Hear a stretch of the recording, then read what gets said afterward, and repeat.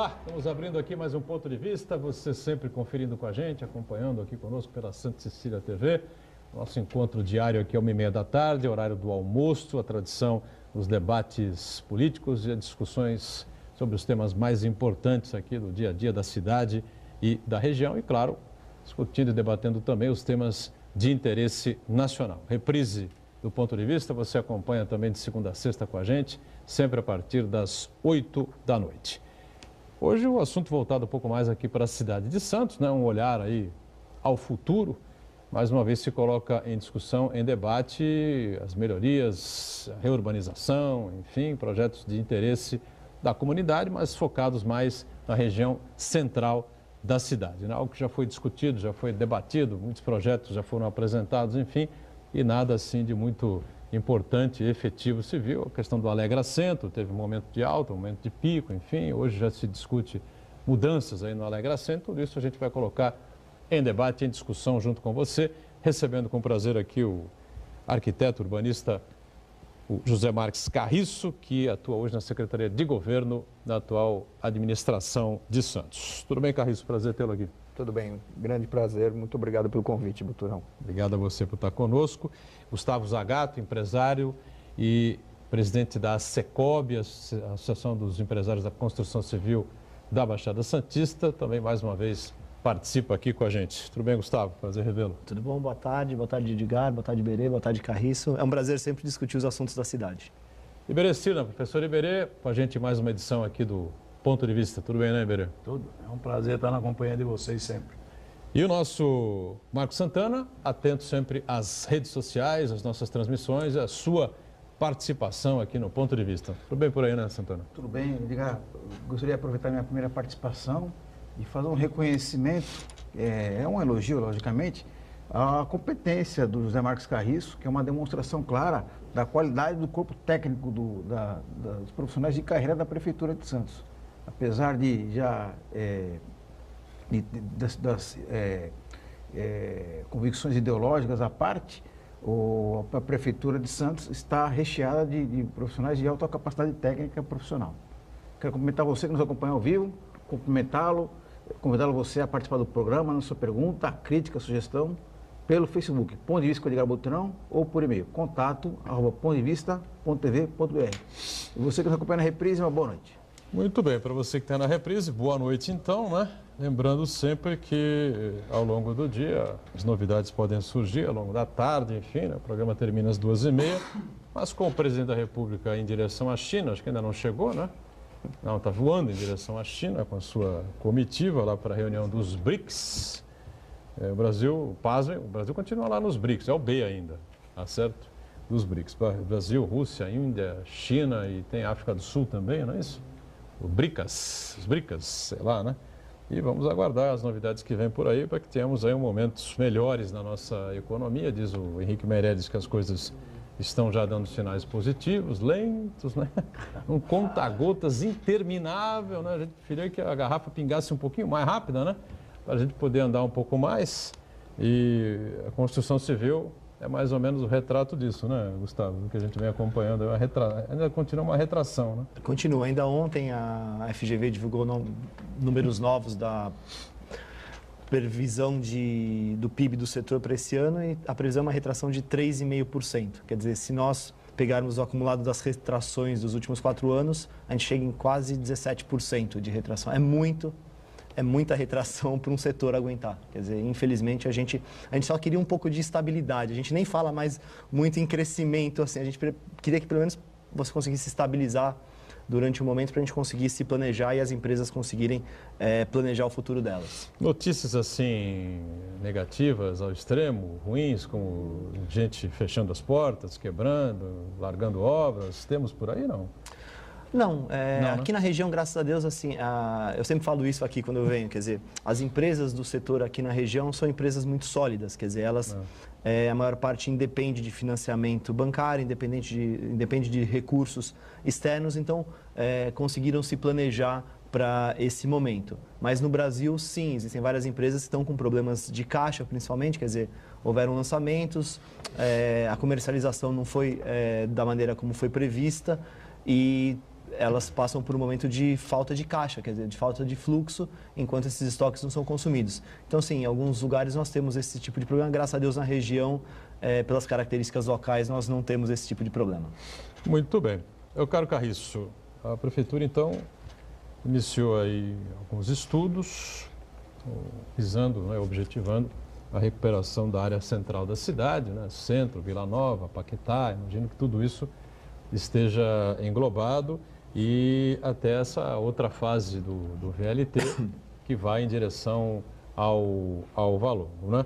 Quando é que tiveram início aí esses estudos, esses projetos, essas reuniões que acabaram dando aí no que nós tivemos ontem, estamos tendo aí de uma demonstração à cidade, o que o atual prefeito pretende, o que a administração pretende? Veja, identificar o centro como uma grande oportunidade de renovação para a nossa cidade, né? Que, aliás, tem um peso, como estratégia, um peso regional, porque a nossa cidade, há várias décadas, ela tem exportado famílias, principalmente para outros municípios da região metropolitana, né, que não conseguem acessar a moradia aqui. Já é uma discussão bem antiga. Eu me recordo que na década de 90, no começo da década de 90, já havia setores, inclusive, da própria Secob, que identificavam a necessidade de se produzir no centro, de se abrir essa fronteira, né? Ou melhor, de se retomar essa fronteira. Então, não é, de modo algum, uma discussão nova. O que eu acho que há de novo, e isso o plano diretor que está em vigor, de 2013, identificou, é a oportunidade que se abre com a chegada do VLT, né?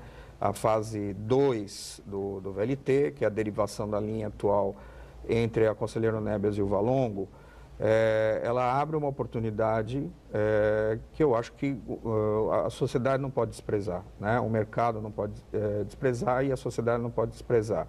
Porque nós temos uma área da cidade com um valor dos imóveis relativamente acessível, se a gente comparar com a Orla, mas super bem equipada e super bem infraestruturada. E teremos um transporte de altíssima qualidade e que vai trazer diariamente centenas de famílias para consumir na área central, que ainda é a maior empregadora da região, né? E eu falo área central lato sensu, né? Vamos dizer assim, da Joaquim Távora, Xavier Pinheiro até o Valon. Portanto, por que não aproveitar essa oportunidade e trabalhar modelos de projetos que se adequem a essa realidade e possam fixar a população e abrir novos negócios extensivos às residências nessa área, né? É isso que falava o plano diretor de 2013 e na apresentação que eu vi ontem eu não vi nenhuma novidade em relação a isso. Me parece que talvez alguns ajustes. A própria lei orgânica do município prevê a revisão do plano diretor no primeiro ano de mandato do prefeito, que é o caso, né? No entanto, o que foi apresentado, eu acho que está muito alinhado com o plano diretor de 2013. Muito bem. Beleza, perdão. Eu vejo que isso não é uma novidade, e até vou fazer um testemunho aqui para o Carriço, né? Carriço é meu amigo de tanto tempo, né? E acompanha essa discussão, entendeu? Do centro de Santos. Eu tive a oportunidade diversas vezes de estar sentado em reuniões com o Carriço e sabe muito bem o que fala. O problema todo é que planejar com o Brasil na crise em que nós estamos, com a incerteza institucional que nós vivemos, como chamar o empresário a investir? Nós não damos absolutamente nenhuma segurança para o dia de amanhã. Então fica assim, não adianta, no meu ponto de vista, o pessimismo que me leva é planejar, divisar possibilidades aqui, né, de investimento, de crescimento, de mobilização de um empresariado, se nós não temos no Brasil nenhuma certeza do amanhã. Então, lamentavelmente, as políticas nacionais, né, e o município por si, depende ainda de uma série de seguranças da área federal, que nós não temos, lamentavelmente. Então, nós podemos sim estar discutindo isso, como já discutimos inúmeras vezes, o Alega Centro, a habitação dos cortiços, o aproveitamento dos armazéns do cais, já se discutiu muito. mas nós dependemos e vamos depender sempre, né, de algum investimento da área federal, e que não temos. Então, isso é que me deixa um pouco preocupado. Agora, por onde a gente começa, afinal de contas, né? Como é que se põe o ovo em pé nessa história da área central da cidade? O VLT vai, evidentemente, facilitar o ir e vir das pessoas, isso não há a menor sombra de dúvida. Mas muito se discutiu isso na campanha passada, né? E a gente bateu muito na tese de que para você revitalizar o centro, você precisa levar gente para morar no centro, Gustavo. Ou estou errado? Não, verdade. Na verdade, eu falo do ponto de vista do empresário, nós somos mais ou menos intermediários. Quer dizer, nós identificamos uma demanda, nós identificamos uma possibilidade de um produto, nós tentamos fazer com que esse produto atinja essa demanda e seja viável financeiramente e economicamente para a empresa. A equação é simples, quer dizer, na teoria é super simples. E eu acho que é cristalino para todos nós que nós precisamos ocupar essas áreas. Por quê? Porque Santos tem uma área insular pequena, ela tem o porto, ela tem a zona da orla, que já está bastante ocupada, quer dizer, você tem mais espaço para lá. Quer dizer, você tem ali Valongo, você tem o Paquetá, você tem Vila Nova, que são locais que você conseguiria atender uma demanda que existe por habitação. Você vai ter um transporte público de qualidade, quer dizer, não há como negar. Eu sempre fui fã do VLT. Muitas pessoas discutiam no começo o VLT ou outro tipo de modal. Eu sou fã de como o VLT está sendo implantado e como tem funcionado. Eu passo sempre por ali, vejo que ele tem bastante movimentação. E, claro, cada vez que ele for expandindo e ligando mais as pessoas da onde elas moram, para onde elas trabalham, ela vai atender mais. Quer dizer, ela tem que chegar no Valongo e ela tem que continuar ali São Vicente, Ponte dos Barreiros, Praia Grande. Quer dizer, isso é o que nós prevemos que vai ser a grande virada, eu acho, do transporte público na região. Mas, quer dizer, nós precisamos atender todos essas condicionantes. Então, assim, na verdade, o mercado se antecipou um pouco. Quer dizer, se nós pensarmos o Valongo hoje, ele tem o prédio da Petrobras, tudo bem, é uma estatal, mas na verdade foi do ponto de vista mais bem privado que ele é ocupado aquilo, quer dizer, com o uso da empresa. Nós temos ali um hotel que foi construído ali, um Ibis, e nós temos um outro edifício comercial que foi feito ali. Quer dizer, na verdade, o mercado se adiantou um pouco com a expectativa de que acontecesse algum tipo de reurbanização naquela área, que na verdade acabou não se concretizando porque, infelizmente, não existem recursos. Quer dizer, não é fácil para uma empresa comprar um terreno num lugar que ela não sabe se aquilo vai dar certo. Quer dizer, é arriscar. E hoje, quer dizer, nós precisamos agora de alguma coisa que induza essas regiões. Nós precisamos de alguns projetos indutores, quer dizer, nós precisamos de alguma coisa que ajude. Por si só, você não vai conseguir colocar pessoas vivendo ali só por colocar um edifício, ou colocar um condomínio, ou colocar qualquer tipo de habitação. Quer dizer, as pessoas precisam sentir a vontade de morar ali. Quer dizer, eu acho que com o veículo, o VLT, você começa a trazer essa possibilidade, mas você vai precisar de projetos que induzam, você vai precisar pensar realmente numa reurbanização na área do Valongo, você vai precisar pensar em algum tipo de transpor a linha férrea, você tem o problema dos caminhões ali, você tem que pensar em lugares para estacionar, quer dizer, você tem aquela rua São Bento ali, é uma rua larga, né? Quer dizer, uma rua que você te dá a possibilidade de vários tipos de uso, quer dizer, eu acho que é por aí que nós temos que começar a pensar. Só que para isso precisamos de recursos, quer dizer, a iniciativa privada não tem por si só recursos para isso. Quer dizer, nós sabemos que os orçamentos municipais, estaduais e federais estão comprometidos. Quer dizer, como nós resolvemos essa equação é o grande problema, é o que o Carriço falou. Quer dizer, nós discutimos há muito tempo, mas infelizmente a gente não consegue fazer com que a equação pare em pé. Quer dizer, o ovo ainda não parou em pé. Teria que ser do poder público, o chute inicial. Diga, Santana. Botrão, você lembra muito bem que o diagnóstico já é conhecido e já há um bom tempo, né? De que precisamos revitalizar o centro e implica em levar vidas para o centro, se não, utilizar a infraestrutura urbana já existente ali e fazer com que aquela região tenha uma dinâmica própria e a partir daí se desenvolva cada vez mais. Eu queria saber do Carriço, o que o poder público municipal poderia fazer em ações mais efetivas com relação a, por exemplo, esses imóveis que hoje abrigam habitações coletivas, que pessoas, várias famílias em condições completamente insalubres. Se não é possível haver uma ação mais efetiva, mais rigorosa com relação à questão de saúde, aquelas pessoas estão submetidas ali, porque estão em condições completamente sub-humanas, né? E também com relação à grande quantidade de imóveis abandonados, que uma parte deles até que são tombados pelo patrimônio histórico. Mas o que é possível fazer de modo efetivo se a prefeitura pode ter uma ação mais rigorosa de fiscalização e, inclusive, até levar esses imóveis a leilão para poder dar um verdadeiro uso daqueles imóveis? Bem, os instrumentos para se enfrentar essa questão, de certa forma, eles já foram desenhados lá atrás, né? Eu queria falar um pouco sobre essa questão dos cortiços, que eu acho que talvez seja a mais grave. Ontem a gente teve oportunidade de estar apresentando um painel sobre essa questão do centro, né, para vários empresários, formadores de opinião, enfim. E uma das questões que a equipe técnica da área de planejamento da prefeitura identificou foi que o programa que foi desenhado para isso especificamente, que é o chamado Alegra Centro Habitação, que passou a vigorar em 2010, infelizmente, por falta de recursos, ele produziu um efeito inverso, né? A gente identificou que, ao invés de promover projetos para a habitação da população residente em cortiço, mas projetos com qualidade, com dignidade, né?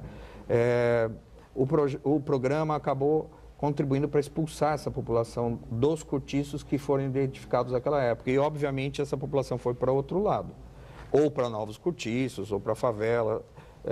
Isso ainda não conseguimos identificar, o que é muito ruim. E por que isso aconteceu? Porque o programa foi desenhado sem um componente que é essencial, sem financiamento.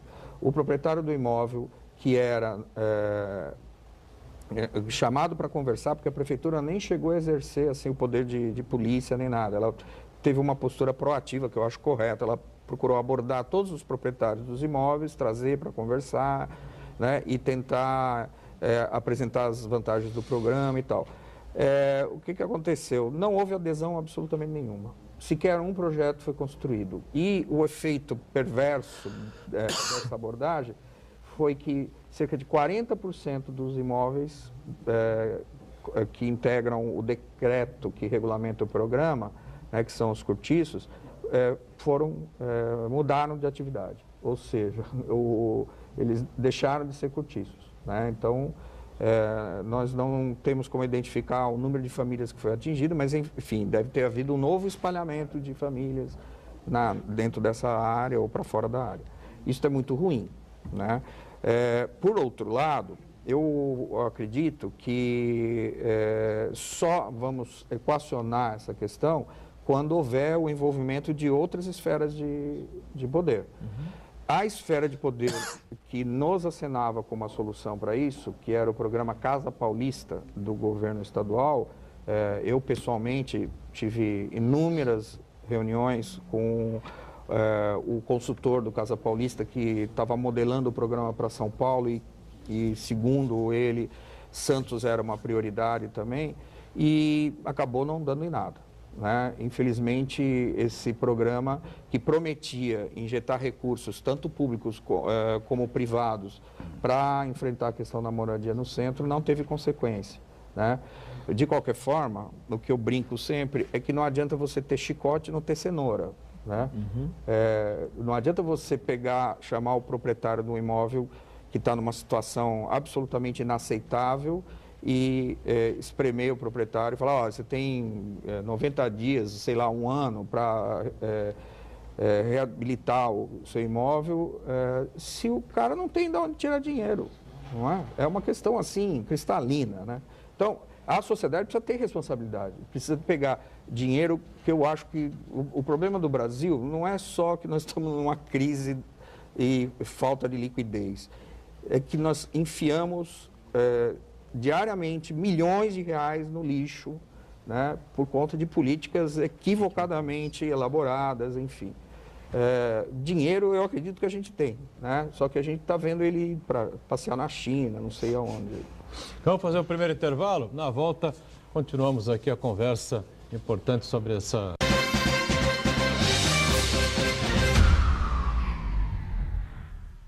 Existe um lugar em Santos onde você encontra os empreendimentos mais fascinantes da região. Um lugar amplo, aconchegante, feito para oferecer o melhor atendimento para você. Um lugar que reúne as melhores opções residenciais e comerciais nos bairros mais nobres de Santos. Um lugar que a gente nem precisava dizer, porque você já sabe. Central de Vendas Grupo Mendes, Rua Guaiaó 55, Aparecida. Venha fechar um bom negócio para abrir as portas do seu novo lugar.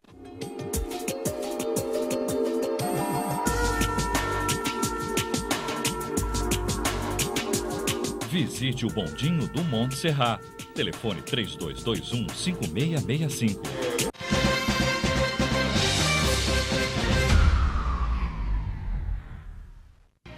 Governo da Prefeitura de Santos, ao lado do presidente da Secob, Associação dos Empresários da Construção Civil aqui da Baixada Santista, o Gustavo Zagato. Iberê conosco, Marcos Santana também. E antes da participação aí do pessoal, Santana, eu queria levantar esse assunto, né, que foi muito debatido, vem sendo muito debatido nos últimos tempos, que é os tombamentos, né, de algumas áreas, alguns prédios e alguns patrimônios históricos da cidade, outros nem tanto, não é? E que acaba tendo aquele raio lá de preservação em que você tomba aqui um edifício, uma catedral, um teatro, enfim, a Bolsa do Café e o raio, né, de preservação, o entorno todo fica protegido por essa área aí. Me parece que isso atrapalha um pouco, né?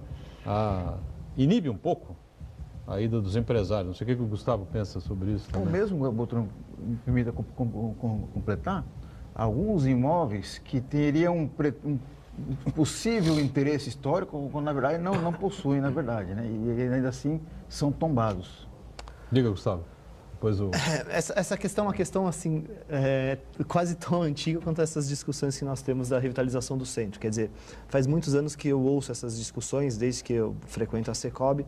Quer dizer, eu sou a favor do tombamento de edifícios que tenham valor histórico ou arquitetônico. Ponto, sou a favor. Agora, como nós trabalhamos o entorno desses edifícios, eu tenho um pouco de restrições. Eu concordo com o Edgar. Quer dizer, nós devemos preservar, sim, mas não é justo que nós sacrifiquemos todo o entorno para preservar um edifício. Quer dizer, existem maneiras, quer dizer, se você viajar, você não precisa ir muito longe, quer dizer, vários países que têm o mesmo problema que nós, eles flexibilizam um pouco isso para você conseguir que a região acabe se tornando não degradada. Quer dizer, porque senão você acaba realmente, você congela aquele imóvel e você acaba congelando a região, o entorno. Quer dizer, não necessariamente o entorno daquele imóvel que tem valor histórico e arquitetônico, ele precisa ser preservado da mesma maneira. Mas você, quer dizer, dependendo do grau de restrição que existe, quer dizer, dependendo do tipo, você acaba inviabilizando. Isso que eu acho que eu sou contra. E é óbvio, quer dizer, eu também acredito que existam casos de tombamento que são discutíveis. Mas, quer dizer, ainda que nós tombemos um imóvel que ele mereça ser tombado, nós não podemos sacrificar o entorno dele. Isso sim, eu acho que nós deveríamos olhar com outros olhos. Quer dizer, se você pegar exemplos, nós temos várias cidades do mundo que trabalham isso melhor. Quer dizer, se você for para Washington, por exemplo, você tem vários edifícios novos e antigos compondo. Você tem isso no Chile, você tem isso ali em Valparaíso, você tem vários locais isso. Na Europa você tem muito disso também. Quer dizer, você acaba trabalhando isso melhor do que talvez nós estejamos engessando. Eu tenho restrições com relação a esse entorno dos imóveis tombados. É basicamente isso que você falou, eu penso exatamente igual. Eu convivi anos e anos lá com o pessoal da Secob, do Sinduscom, enfim, né? E vejo o interesse de todos os empresários em ir para a área central da cidade, mas eles veem isso como uma fórmula de inibir, né, a ida do empresário. Enfim, essa questão dos tombamentos, como é que está sendo discutido isso ou nem se discute mais isso? Enfim, o Carriço. Bom, eu queria trazer alguns dados aí para apimentar essa discussão. Tá. Né? Eu fiz parte da equipe de planejamento da Prefeitura que pesquisou a fundo essa questão, né, dentro do objetivo de rever o programa Alegra Centro. Né? E esse conjunto de informações até estão com o secretário Júlio Eduardo, né, que está trabalhando em cima delas. Uma das coisas que a gente identificou é que, dentro das atuais regras do Alegra Centro, na área mais valorizada do centro, a gente tem cerca de 100 imóveis com maior liberdade de construção, que nunca foram objeto de nenhum tipo de investimento, nem de reforma, nem de ampliação. E, portanto, esses imóveis, só para deixar claro, eles poderiam chegar até 35 metros de altura, né? Só que eles não foram verticalizados, né? Não se transformaram em novos empreendimentos. E uma das coisas que a gente observa é que talvez o maior complicador não seja, portanto, a restrição do ponto de vista da proteção ao patrimônio, mas seja a pouca atratividade que o centro exerce, lamentavelmente, do ponto de vista econômico mesmo, e a dificuldade de incorporar imóveis na área central, porque a gente tem lotes muito pequenos e exige um esforço muito maior do incorporador na operação de incorporação. Por outro lado, a gente identificou, a gente tinha duas pesquisas de uso do solo, uma de 85 e outra de 2014. Nesse período, a gente identificou um crescimento de 115% no número dos imóveis abandonados ou fechados ou desocupados, né? Não de vazios. Vazios é uma outra conta. Vazios são terrenos não edificados. Nesse caso dos terrenos não edificados, houve uma redução nesse período. Mas os imóveis que estão desocupados, sem atividade, qualquer atividade, seja residencial ou seja comercial, de serviço, o percentual, naquela época, dos imóveis protegidos era 40%. E atualmente é 40%. Eu estou arredondando os números. Em 2002, quando, um ano antes de começar o Alegra Centro, era perto disso, né? Então, houve uma estabilidade. Então, os dados nos autorizam a avaliar que essa política de proteção, ela não contribuiu para essa situação de desocupação de imóveis, de imóveis que estão desperdiçados na área central, né? Isso não significa que eu defenda a política de preservação exatamente como ela está hoje, né? Eu acho que ela precisa ser revista. Mas o que a gente pode identificar é que ela não é o grande motivo da falta de atratividade da área central. Tudo bem. Mas falta, porque é tal negócio. Falta gente no centro, mas para as pessoas irem para o centro é preciso reestruturar o centro. Para reestruturar o centro, precisa do investimento que a cidade não tem. Como o investimento a cidade não tem, então, enfim, né? Então, mas o que o Carriço está colocando é uma coisa interessante. Quando nós olhamos o tombamento e o seu entorno, que acaba sendo impeditivo, vamos deixar isso de lado. O que ele está dizendo, eu acho que é uma coisa fundamental, é que nós temos áreas que poderiam, evidentemente, estar sendo utilizadas e não são. Antes de você discutir aquele da interferência, da interveniência do tombamento. Quer dizer, existem ainda áreas, né, áreas que estão fechadas, áreas que, imóveis que estão desocupados, né, que poderiam, de alguma forma, estar sendo ocupados. Só não são ocupados porque eu não tenho gente. Quer dizer, o empresário não vai para lá. E eu não tendo gente, eu não ocupo e nós ficamos nessa empurra para lá, empurra para cá. Se os tombamentos não são o motivo Sim, sem dúvida. básico, com certeza os tombamentos também não colaboraram para o inverso. Sim, o inverso não colaboraram para inverter a lógica da coisa. Isso. Na verdade, o Carriço tem razão, quer dizer, é óbvio que se houvesse demanda e houvesse uma forma de equacionar financeiramente, você ocuparia esses imóveis. Quer dizer, a gente tem... Então vamos voltar, vamos andar um pouco mais para trás. Quer dizer, qual é o maior problema que nós temos no Brasil? Quer dizer, no Brasil nós temos um dinheiro caro. Mas não desliga não, temos um assunto sério. No começo de agosto, o Brasil assistiu estarrecido à Câmara arquivar as denúncias contra Michel Temer, votando sim pela impunidade. Voto sim! Muito bem, doutor! Sim! Isso, meu voto é sim. O meu voto É sim ao relatório. Apesar de 80% da população ser a favor da abertura do processo, os deputados votaram sim para enterrar o caso. Eu voto sim. Quem são esses caras que pensam que falam em nosso nome? Quem eles pensam que são? Digo sim ao relatório. Guardem esses nomes e rostos. Voto sim ao relatório. Se você não concorda com eles, diga isso nas urnas no ano que vem. E sim pelo relatório. Faça a verdadeira reforma política que o Brasil precisa. Eu sei que é muito difícil falar de esperança num momento tão difícil como esse que a gente está vivendo. Mas também é a grande chance da gente poder fazer uma grande transformação. É uma questão de atitude, de como nós vamos, a partir de agora, fazer as nossas escolhas. Faça você mesmo a sua operação Lava Voto. Os brasileiros não suportam mais a política.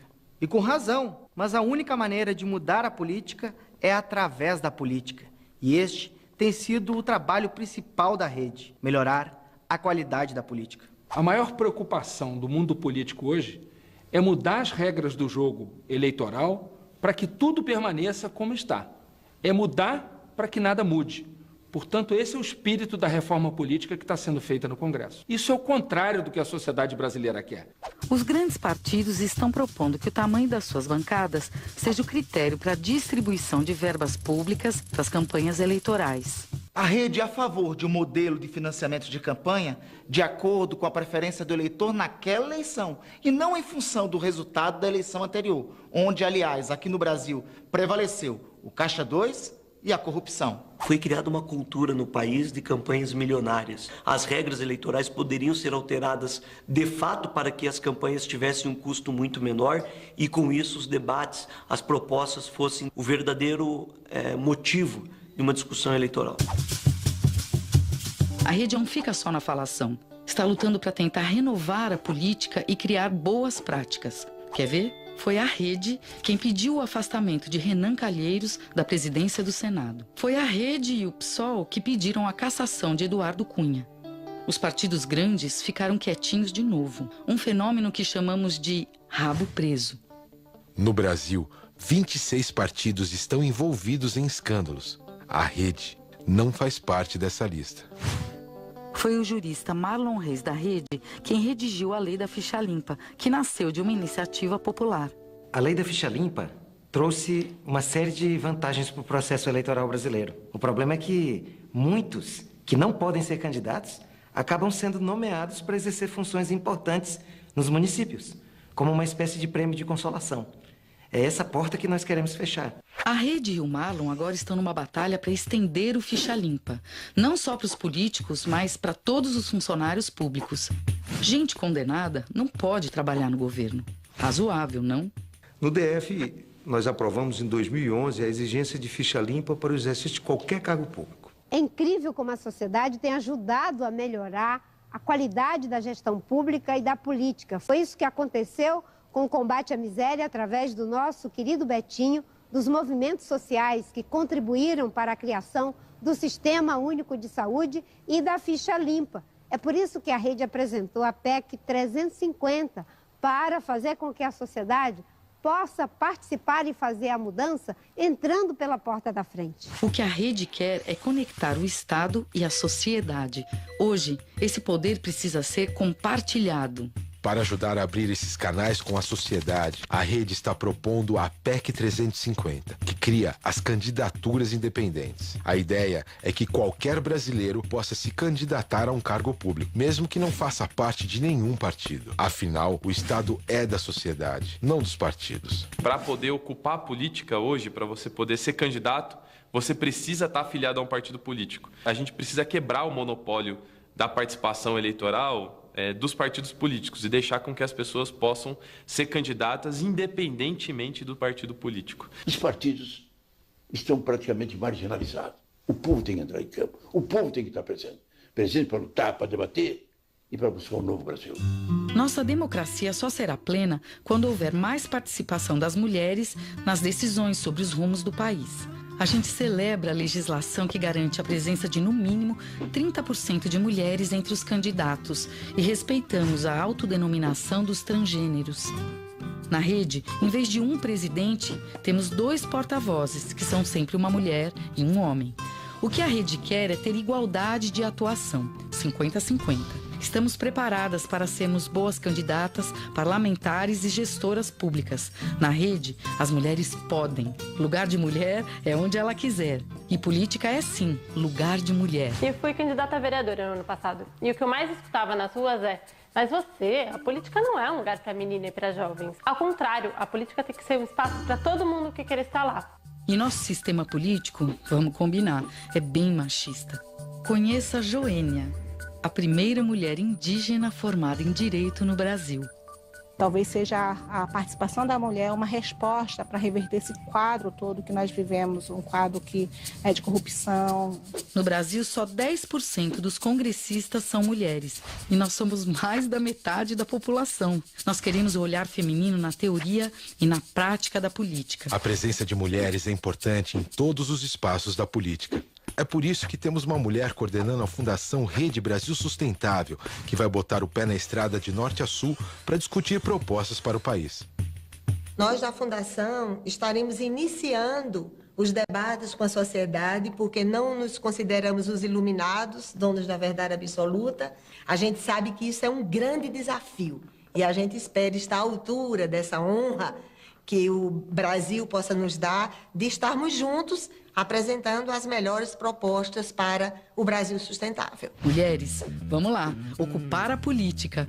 Nessa viagem, a rede vai estar aberta a todas as propostas que surgirem. Mas já podemos adiantar os 3 eixos que são a base do que queremos para o Brasil: educação, combate às desigualdades e desenvolvimento sustentável. Entenda um pouco melhor cada um desses eixos. O nosso futuro vai ser decidido fundamentalmente em sala de aula. Não é no Banco Central, não é no Ministério da Fazenda, não é no BNDES. O futuro do Brasil vai ser decidido pela qualidade do ensino fundamental que nós oferecemos para as crianças brasileiras. E eu gostaria muito de ver uma liderança no Brasil que coloque a educação e o conhecimento como o centro de tudo. É daí que vão nascer as esperanças e o futuro vai se renovar. Nossos problemas sociais são enormes, nossos problemas de inclusão social são enormes, mas são muito diferentes do que eles eram 15 anos atrás. A maneira de cada família pobre sair da pobreza pode ser completamente diferente.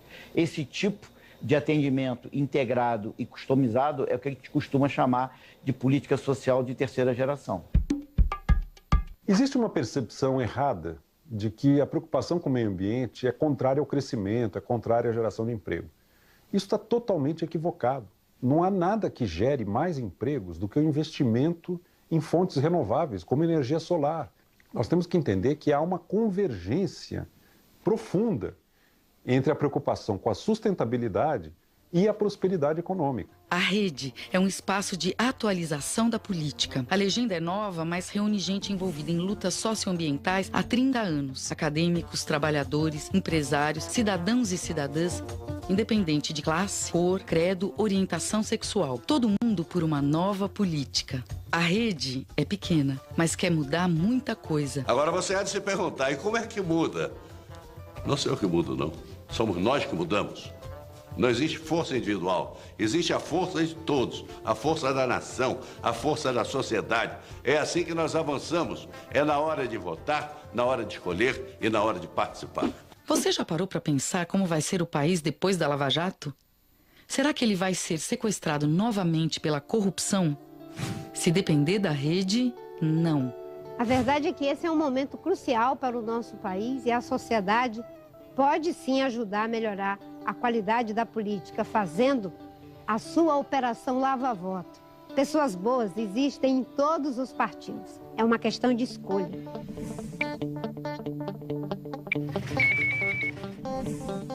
Pegou o site aí? Vai no Facebook também, Twitter. Agora tem YouTube também. Vai lá. Boa noite.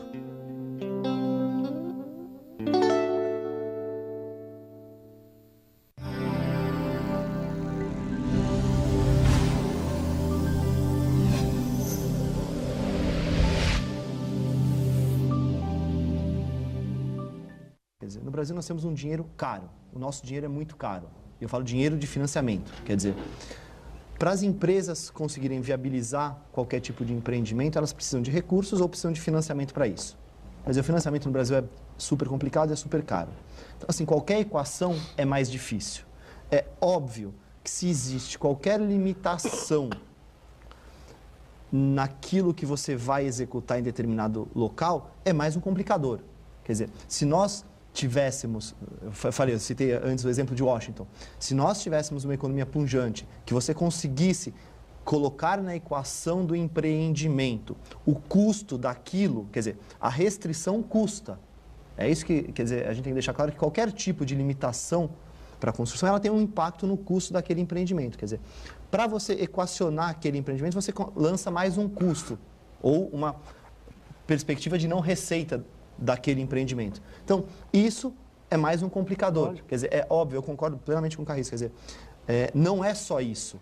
Se nós tivéssemos uma demanda que atendesse a equação do empreendimento, haveriam empreendimentos. Sim.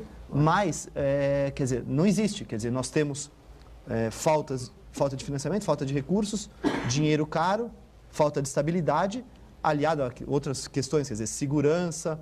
Nós temos vários fatores que fazem com que aquilo se complique mais. Então, assim, eu não acho realmente que exista só um fator, mas eu acho que é uma conjunção de fatores. E assim, a gente, eu brinco sempre com relação a isso, quer dizer, nós temos que pegar os exemplos que sejam compatíveis com a nossa realidade. Quer dizer, eu tenho certeza que os países escandinavos têm vários exemplos de ocupação interessantes. Eu tenho certeza que nós podemos replicar várias coisas interessantes que talvez não se apliquem para nós. Quer dizer, infelizmente, nós temos que entender que nós estamos inseridos, o que Berê falou, quer dizer, uma questão macroeconômica instável que nos faz ter, infelizmente, complicadores que não estão previstos em muitos estudos ou em muitos planejamentos.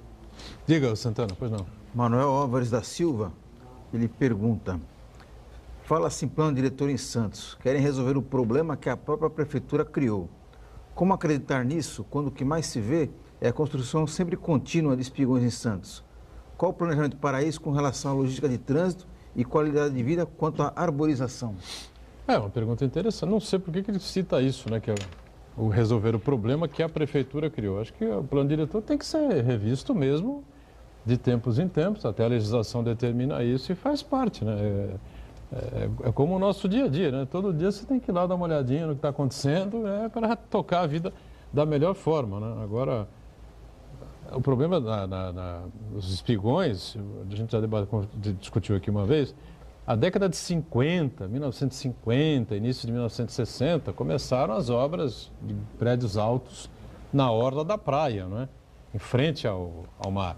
Talvez ali você pudesse ter feito ali uma normatização, uma legislação diferente para impedir 17, 18, 16 andares ali, restringir a altura, enfim, tem essa questão de canalizar o vento, tudo isso. Mas o Carris pode responder aí também. Há no imaginário popular, inegavelmente, uma rejeição à verticalização, né? Numa cidade que é sabida, é a campeã no Brasil de verticalização, né? Segundo o censo 2010, 63% dos domicílios em Santos são apartamentos, o que não significa que são apartamentos em prédios altos, né? Porque a gente tem muito prédio baixo em Santos, ainda de décadas anteriores. No entanto, eu acho assim, que na pergunta do telespectador, eu acho que está embutido um pouco, quando ele culpabiliza a prefeitura, essa leitura de que essa paisagem de verticalização dispersa que a gente tem hoje na cidade, ela se deve à legislação, e de fato se deve porque a legislação permitiu, né? Eu acho que há, na verdade, assim, um descuido com a paisagem. Eu não culpabilizo a verticalização em si, e digo mais, eu acho que se não houver verticalização, a gente não consegue otimizar a cidade, ou seja, uma cidade com um bom nível de infraestrutura, de equipamentos, de comércio, serviço, né? O polo regional, ela precisa abrigar mais gente, ao contrário, e só há uma forma de fazer isso, verticalizar.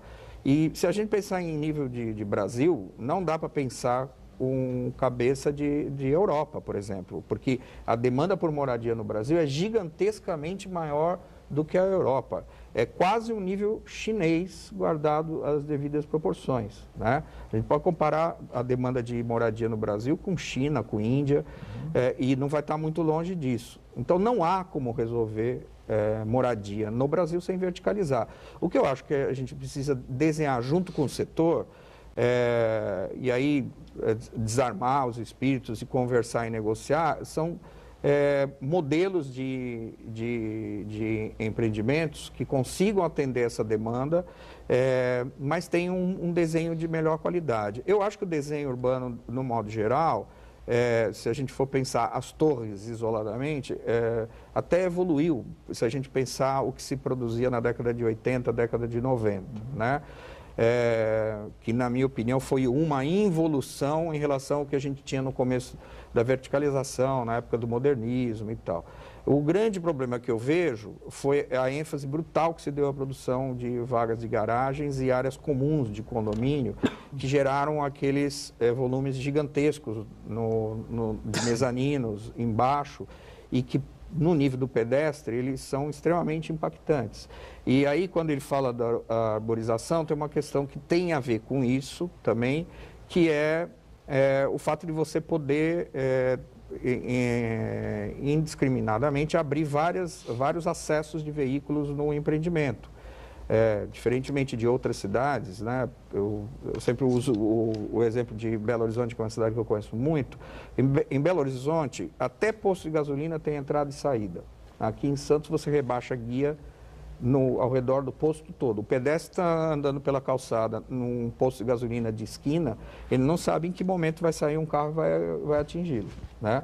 Um edifício, hoje, ele poderia ter muito bem uma entrada e uma saída que, com uma atestada de lote, razoavelmente dá para você resolver, botar rampa no fundo, como muitos empreendedores estão fazendo.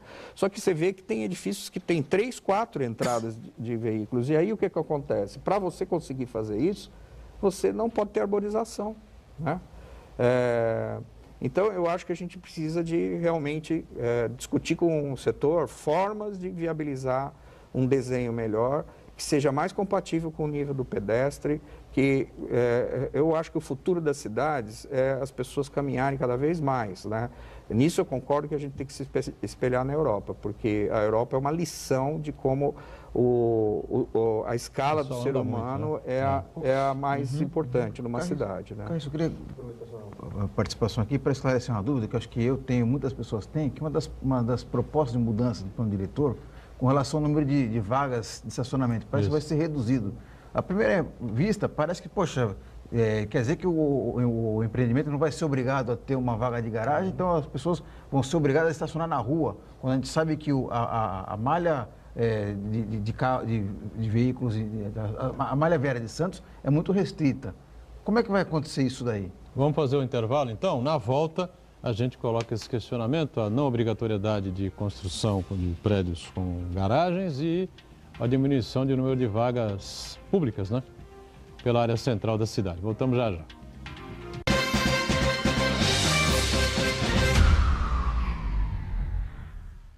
Existe um lugar em Santos onde você encontra os empreendimentos mais fascinantes da região. Um lugar amplo, aconchegante, feito para oferecer o melhor atendimento para você. Um lugar que reúne as melhores opções residenciais e comerciais nos bairros mais nobres de Santos. Um lugar que a gente nem precisava dizer, porque você já sabe. Central de Vendas Grupo Mendes, Rua Guaiaó 55, Aparecida. Venha fechar um bom negócio para abrir as portas do seu novo lugar.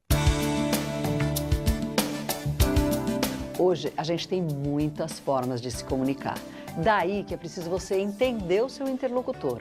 Porque, de repente, ele é um cara que gosta de leitura. Ele quer receber o relatório, ele gosta de ler e ele responde, etc. Ou ele gosta de um bom papo. É aquele que passa a mão no telefone e liga, daqueles que ainda ligam ou que marca uma reunião. Então, antes de você começar a se comunicar desbragadamente desta ou daquela forma, usando essa ou aquela ferramenta, você tem que entender qual é o perfil do seu interlocutor, seja ele colega, chefe, namorado, o que for. Essa e outras dicas você pode aprender nos nossos cursos à distância. Inscreva-se já!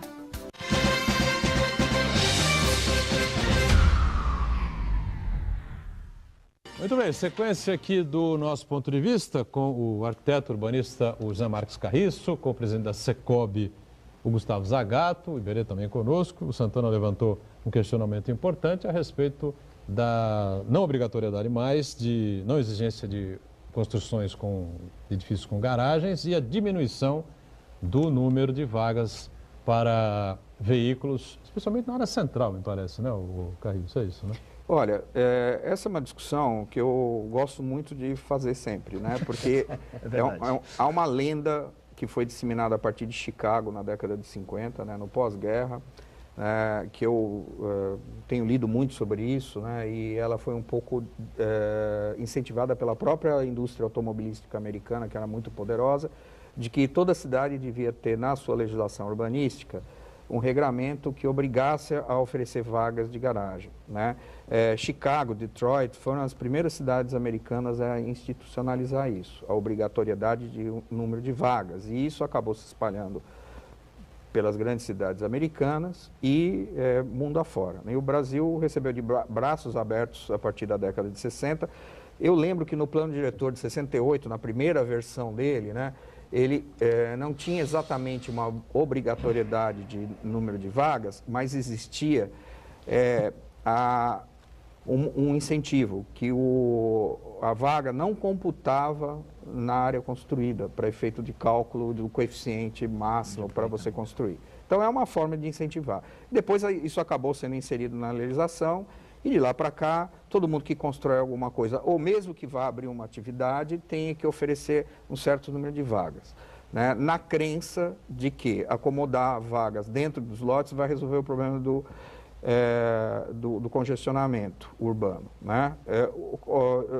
Ocorre que as pessoas que vão por essa linha, que defendem essa linha, elas se esquecem que o fato das vagas existirem atrai mais gente do que deveria para aquela determinada área. Então, há cálculos absurdos de legislação. Por exemplo, em São Paulo, tem um shopping center na Paulista que tem 7 pavimentos de subsolo para vaga na Paulista, né? Que é uma rua absolutamente que você anda, né, com maior tranquilidade, que o trânsito flui, né? Quer dizer, são absurdos. Sinto se o pessoal da engenharia de tráfego vai ficar ofendido com o que eu falo, mas sabe, esse pessoal que advoga isso precisa sair da caixinha, precisa olhar para os lados e discutir e ver o mundo real. O mundo real é o seguinte: não tem mais espaço nas vias, as vias estão infartadas. E a proposta que a prefeitura está começando a discutir agora, e que foi muito difícil convencer, né, os gestores, né, porque todos tinham essa visão que é mais senso comum na sociedade, de que para você resolver o problema de estacionamento você tem que oferecer vaga. Mas agora os próprios gestores da cidade estão convencidos de que é preciso trilhar novos caminhos. E o que está sendo desenhado agora, que eu acho absolutamente correto, na área que vai ser atendida por VLT, portanto um transporte de média capacidade, né, que você com conforto, com ar-condicionado e tal, você vai chegar no centro, não há necessidade de você ter essa obrigatoriedade. Então, o que está sendo proposto agora nem é radical, porque radical seria se proibisse você fazer vaga. Mas o que está se propondo agora é desobrigar vaga. E aí, eu gostaria de estimular aqui o Gustavo, né, que conhece números da atividade imobiliária muito melhor que eu,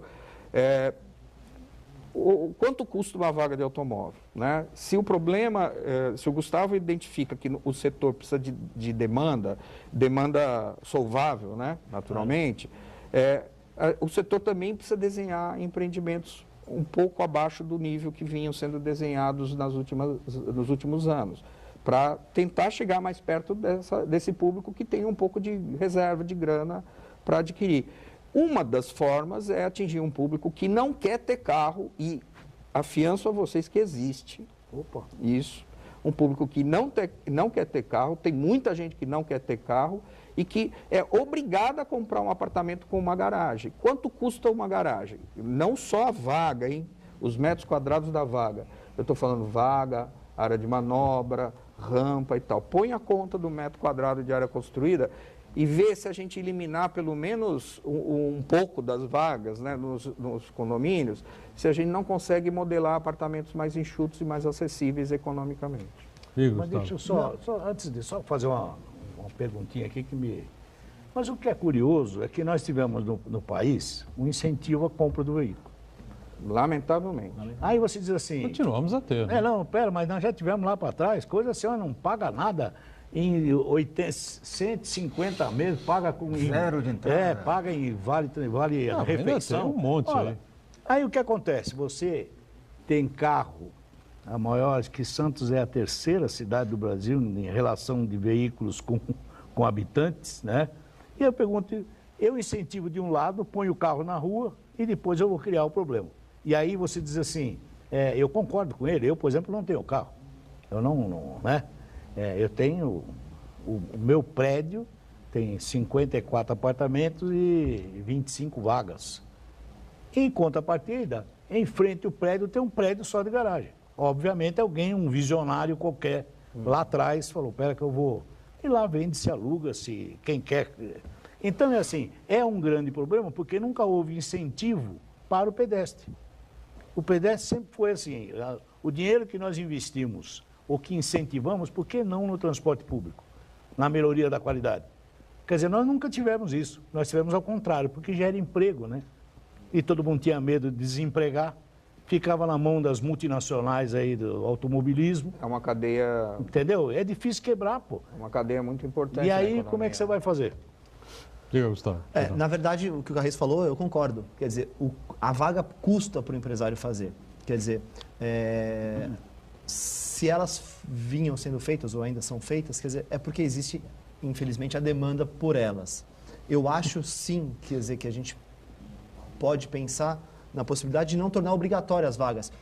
A gente discute, quer dizer, nos edifícios residenciais é um caso, mas, por exemplo, aqui nos edifícios comerciais em Santos, o número de vagas exigidas e a tipologia de vagas, quer dizer, você precisa ser um X de vagas por metro quadrado, mais uma vaga para idoso, uma vaga para deficiente, uma vaga para carga e descarga, uma vaga... Quer dizer, você no final até inviabiliza os empreendimentos comerciais pelo excesso de vagas exigidos.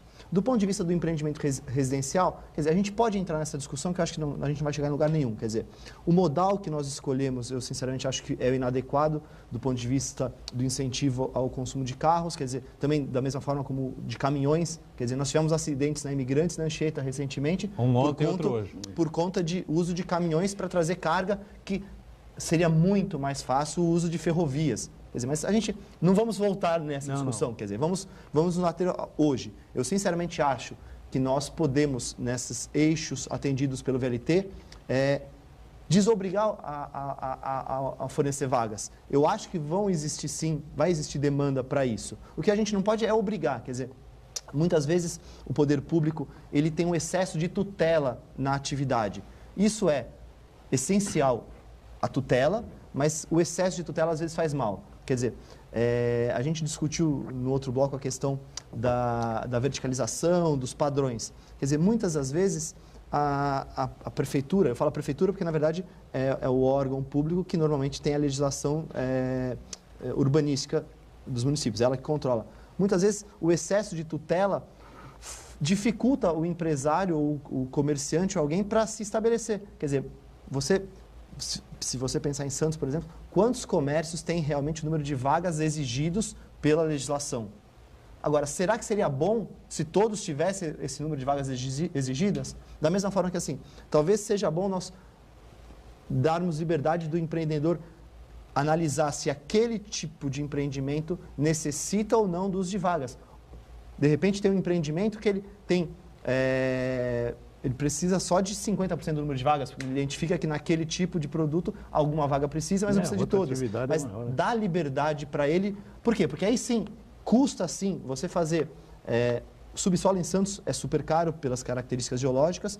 Se você faz o piso elevado, que são os pavimentos intermediários, também são caros. É óbvio que você economiza no empreendimento, mas você tem que ter uma demanda que procure isso e você tem que ter um transporte coletivo que atenda essas pessoas. Senão a gente acaba caindo no mesmo problema. Quer dizer, além disso, nós temos sim a questão da segurança. As pessoas hoje elas andam inseguras na rua. Quer dizer, então você acaba tornando, às vezes, impeditivo isso, dependendo do horário, as pessoas não usam o transporte público, o transporte público para. Então, assim, são várias condicionantes que a gente tem que sentar e conversar. Mas eu acho, sim, que você flexibilizar a possibilidade do empreendedor se ajustar melhor ao que existe de demanda, solvável, claro, e o que você consegue oferecer é sempre bem-vindo. O excesso de tutela faz mal. Quer dizer, eu acho que tem que tutelar para você não permitir abusos,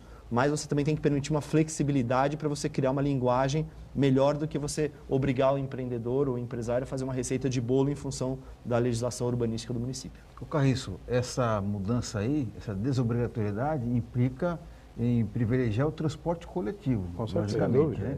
E agora, essa desobrigatoriedade é apenas ao trecho beneficiado pelo VLT ou é por toda a cidade? Não, pelo que eu tenho acompanhado, porque eu não estou mais na área de planejamento, né, na prefeitura, mas pelo que eu tenho acompanhado, a proposta da secretaria é no trecho de influência do VLT. É isso que eu entendi também. Agora, fala-se também todo esse processo aí que nós estamos debatendo, discutindo, mais uma vez na utilização, no repasse dos armazéns de 1 a 8, não é? Que ficam lá na área central. Eu nem sei como eles existem ainda, né? Porque não são utilizados há não sei quanto tempo. Chamar aquilo de armazém também é um certo exagero aí. Foram armazéns um dia, hoje estão lá quase que ruínas, né? Qualquer dia bate um vento mais forte e lá começa a desabar para o meio da avenida. Mas aí a gente volta à história do mergulhão, né, Carriço? Se não for feito o mergulhão, pela União, enfim, como é que você vai utilizar aquilo com a ideia inicial, né, que seriam áreas de lazer, restaurantes, enfim, né? O ideal seria se você tivesse, de fato, uma integração física mais radical entre a faixa de cais, né, da antiga faixa de cais e o centro da cidade, né? Ainda assim, com o mergulhão, essa integração seria incompleta, porque a ferrovia continuaria passando em nível, né? Então, a gente só conseguiria resolver isso definitivamente se a gente não tivesse porto do Paquetá até a ponta da praia, o que está fora de cogitação remover no momento, né? Mas eu acho que assim, que com o cenário que se apresenta, né, não só para o imediato, mas para os próximos anos, a ideia do mergulhão acabou ficando completamente inviável, né? Um investimento de mais de 1 bilhão e tal, a gente sabe que não será possível nos próximos anos. No entanto, eu acho que é uma área, de fato, desperdiçada. É lamentável que a gente tenha uma discussão que eu lembro, porque eu participei do começo dessa discussão na década de 90, desde 95 discutindo o aproveitamento dessa área para a cidade, e é lamentável que a gente não tenha tido, a gente como sociedade, né, não só o governo, não tenha tido a competência de dar um uso para aquela área. Mas eu acho que é possível desenhar projetos para aquela área com alguma criatividade que não precise necessariamente de um investimento do nível do mergulhão, né? Tipo o quê, estabelecendo algumas conexões entre áreas chaves do centro, por exemplo, o Valongo, a Praça Barão do Rio Branco, né? Com a frente de cais, né? Talvez a gente consiga dar um bom uso para aquela área, né? E eu também acho, sinceramente, eu não vejo aquela área como uma área adequada para determinados usos que foram aventados, né? Na época de se discutir o Porto Valongo. Por exemplo, marina, né? Eu não consigo imaginar, no nível da segurança de navegação, como a tripulação de um veleiro vai conseguir chegar viva, né, da entrada do canal do Porto até a área central e voltar, né, várias vezes e tal. Eu não sei, eu até já discuti essa questão com gente da Marinha e acabei me convencendo de que essa não é uma boa alternativa, né? Uma possibilidade de se oferecer aventura, né? Muita aqui, né? No entanto, é uma oportunidade que você tem de resgatar a frente de água para o centro da cidade, né? que é precioso. Do ponto de vista turístico, gente, isso é precioso, né? Viria, eu acho que gente de São Paulo, do Brasil todo eu não digo, porque às vezes a gente se empolga um pouco, mas quem vai deixar de ir para o Rio de Janeiro para vir para Santos? É difícil, mas eu acho que para o nível regional, para o nível de São Paulo, a gente conseguiria criar um empreendimento importante. E até para dentro da cidade, dependendo do uso, né, que a gente desse para esses armazéns. Né? É isso, Gustavo? Não, eu concordo plenamente. Eu consigo enxergar até, quer dizer, eu falei, quer dizer, você pegando a Rua São Bento ali, você tem a Igreja do Valongo, você tem a estação... a antiga estação lá, né? Quer dizer, que é uma réplica da Victor Station, não é isso? Tem você tem o Museu Pelé, você tem a possibilidade de acesso à lâmina da água, quer dizer, você tem como transformar aquilo num calçadão, ou quer dizer, algo do gênero, que você tenha vida, você conseguiria ter vida noturna e diurna, por quê? Porque de segunda a sexta você já tem vida diurna, porque o centro é ali. Quer dizer, você tem fluxo de pessoas que cruzam do prédio da Petrobras ali, que trabalham ali, você tem hotel ali do lado, quer dizer, eu também não acho tão complicado. Você, quer dizer, precisa pensar na parte de estacionamento, sim, eu sempre acho que a gente tem que pensar um pouco, porque ali é difícil essa parte, mas você, não é difícil, e é uma coisa que atrairia público, para um sábado à tarde, para um domingo à tarde, se você tivesse restaurantes, bares, uma coisa meio, sei, uma Rambla, ou algo do gênero assim, que você conseguisse ter coisas, a rua é larga, ela permite isso, quer dizer, você conseguiria trabalhar isso bem. Eu sinceramente também não acho que seja nem tão caro, nem tão complicado. É óbvio que nós, se formos pensar em mergulhão, quer dizer, se a gente pensar nisso, a gente vai longe, mas eu acho que com uma intervenção cirúrgica, bem planejada, eu tenho certeza que nós conseguiríamos transformar aquilo e não demoraria muito. Você tem demanda na cidade por equipamentos de lazer e turísticos como esse. As pessoas vêm de cruzeiro, as pessoas param ali no centro, as pessoas vão... Quer dizer, seria mais um atrativo. Muito bem.